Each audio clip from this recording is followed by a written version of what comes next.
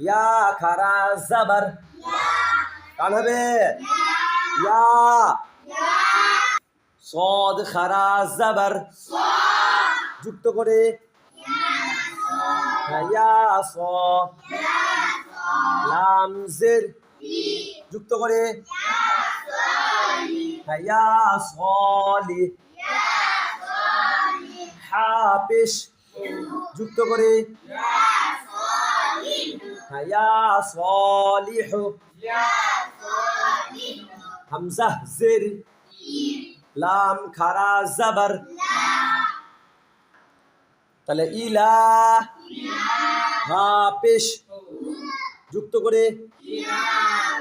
ইলাহু নুন আলিফ জাবার যুক্ত করে ইলাহুনা